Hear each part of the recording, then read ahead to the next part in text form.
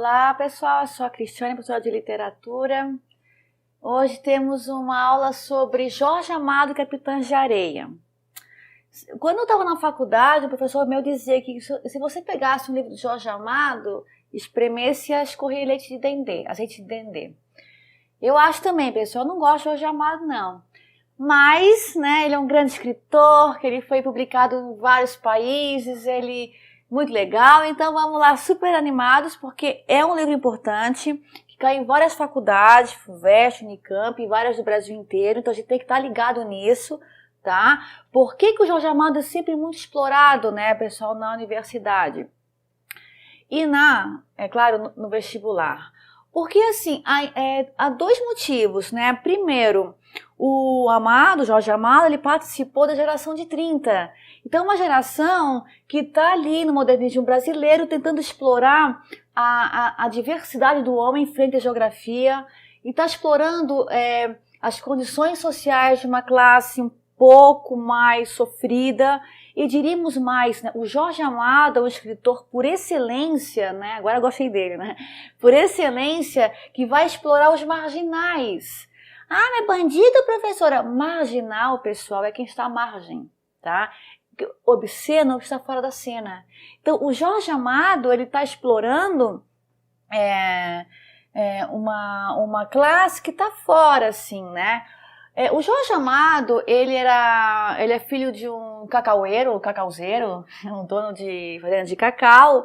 Ele vai estudar direito, ele muito cedo vai para o Rio de Janeiro estudar direito, e ele, em 31, ele vai publicar um livro, porque essa gente de antigamente era advogado, escritor, diplomata, escritor, todo mundo que tinha um pouco de saber era escritor, é uma coisa impressionante.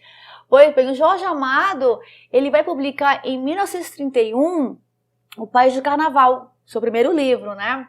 E ali começa o sucesso do Jorge Amado, Tieta, Gabriela, o Inferno, né? E ele vai dizer, né, que eu sou apenas um baiano romântico e sensual. Ai, cafajeste, gente.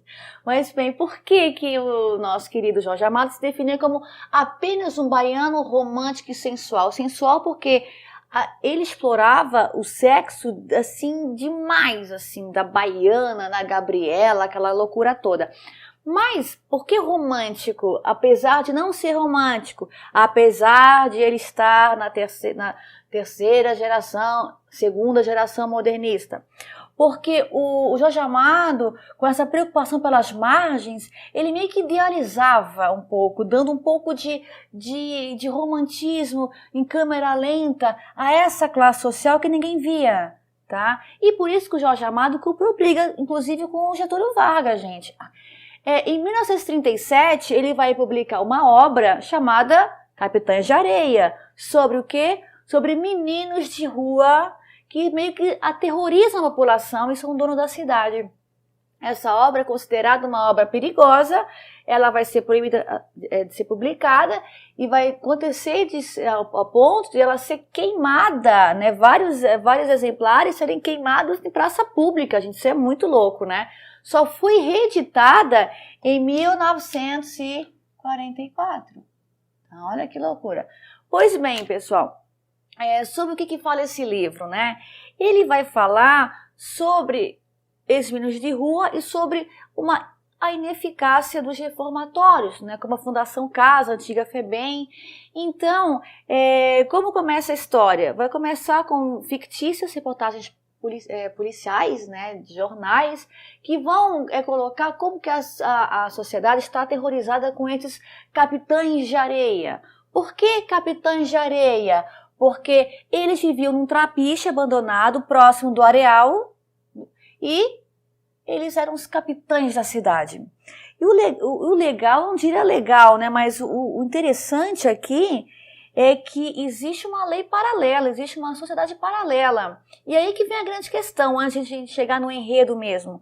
Por que pediram este livro e não Gabriela, tão Brasil, tão sensual, o Tieta, tão sensual? Por quê? Porque o tema totalmente atual, pessoal. Ainda atual, apesar de ser publicado primeira vez em 37, meninos de rua que dominam a cidade, que não são vistos pela sociedade, Quando vão para reformatórios, voltam piores. Gente, a única diferença é que hoje está pior. Porque hoje o narcotráfico está explorando essas crianças. Mas você percebe como em 37 o Jorge Amado está olhando para uma situação que é assim, estão na rua, Deus olha, tá perdido. O Jorge Amado está olhando por eles, gente. Coisa que a sociedade, os policiais não olhavam. Então, se quiserem saber por que é pedido, é para você, um jovem do ensino médio, também ter essa percepção do que é capitão de areia, uma sociedade à parte, os marginais. Pois bem, vamos ver que marginais são esses, né? Porque quando você se aproxima do marginal, é um grande perigo, pessoal. O marginal, aquele que está à margem.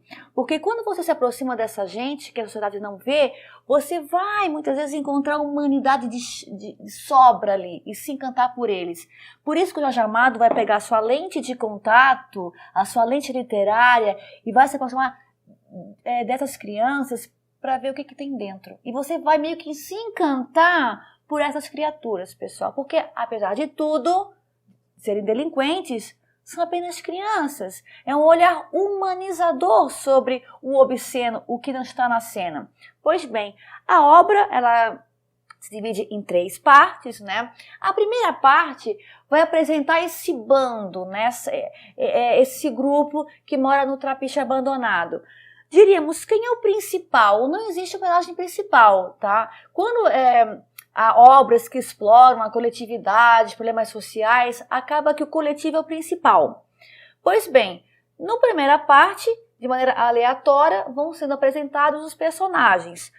O primeiro acaba sendo não o principal, mas é o líder do bando, que é o Pedro Bala. O Pedro Bala é um menino loiro de 15 anos, que tem uma cicatriz no rosto, filho de um sindicalista que foi assassinado durante uma greve. Então, ele vai ter uma postura de liderança muito forte e acaba tendo um certo destaque no grupo, né?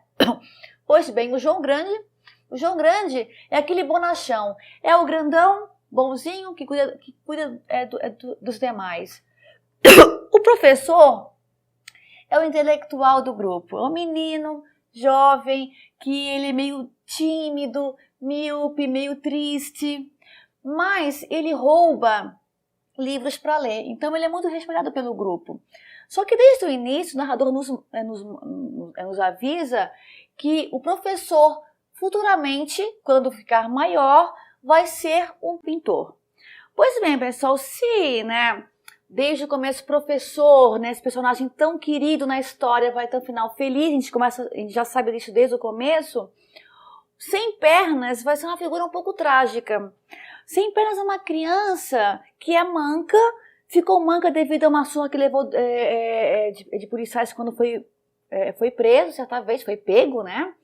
E ele vai explorar essa deficiência para ser o espião do grupo. Porque assim, eles roubavam casa, eles tinham que comer, então roubavam mesmo. E o Sem Pernas, ele usava essa condição mais limitada para atrair a bondade das pessoas. Ele entrava nas casas, ele era cuidado como filho por algumas mulheres, só que ele estava espionando para ver se tinha pertence de valor. Tá? É uma figura cheia de ódio, uma figura melancólica. Então, é uma figura muito complicada ao longo da obra, porque ela tem um ódio gigante da vida. Pirulito, ao contrário, ele vai ter esse nome, esse apelido, porque ele é muito alto e magro. O Pirulito, ele é uma figura mística. O sonho dele é ser padre. Tanto que todo dia ele rezava, para poder um dia realizar esse sonho de ser padre. Tanto que o padre José Pedro, que é muito importante na história também, ele vai ajudar esse menino ao longo da história. Isso é bem bonito, né, pessoal? Porque imagina, um menino de rua que sonha ser padre. É o lirismo romântico do Jorge Amado, lendo, o marginal. Temos o gato, que é um moço muito vaidoso, que joga cartas, que ele sempre sai de terno e gravata, ganha dinheiro em jogo de cartas. Ele vai se apaixonar por uma prostituta, a Dalva, e também vai virar cafetão dela. O Boa Vida, que sonha em ter um casinho com um gato, mas não consegue. E por fim, Volta Seca, que é outro menino que veio do Nordeste, e o sonho dele é ser capanga do Lampião. ser cangaceiro. Pois bem, na primeira parte da história, a gente está vendo aqui esses personagens apresentados e a gente vê tentando, né, a aproximação do Jorge Amado de uma certa infância, ainda que é uma infância desregrada. Pessoal, vocês sabiam que a palavra infância em latim é infans, aquele que não fala, aquele que está aprendendo a falar. E aqui na obra você percebe esse aprender a falar, mas a partir do momento que você é excluído, a tua linguagem vai ser outra. Você não pode falar a linguagem daqueles que são protegidos pela lei. Então, eles vão criando uma lei própria por sobrevivência. Então, essa infância que nos mostra Jorge Amado com esses meninos. Então, vem a segunda parte, pessoal. Ai, gente, chega a Dora. Ai, que linda. Eu diria que é a parte mais linda da história.